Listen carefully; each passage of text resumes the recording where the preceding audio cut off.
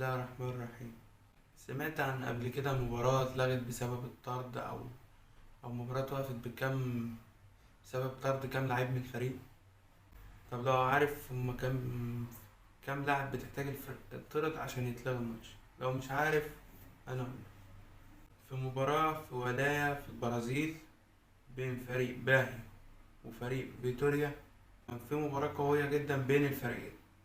انتهى الشوط الأول بنتيجة 1-0 لفريق فيتوريا، علشان يجي الشوط التاني وفي الدقيقة 50 يتحسب ضربة جزاء لفريق باهي، واللي بيسجل هدف وبيجري لاعب الفريق ويحتفل قصاد الجمهور، علشان يجي لاعب من لاعيبة فريق فيتوريا وتبدأ مشاجرة بين اللاعبين، علشان يضطر الحكم من طرد اتنين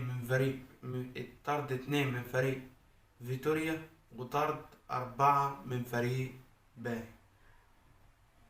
منهم 2 كانوا على دكة البدلاء، علشان يجي بعديها بكام دقيقة ويتم طرد لاعب من كل فريق تاني، علشان يصبح 5 لاعبين مطرودين من فريق باهي و3 من فريق فيتوريا، عشان قبل نهاية المباراة ب13 دقيقة يطرد لاعبين من فريق فيتوريا، علشان يصبح المجموع 5 لاعبين، ويضطر الحكم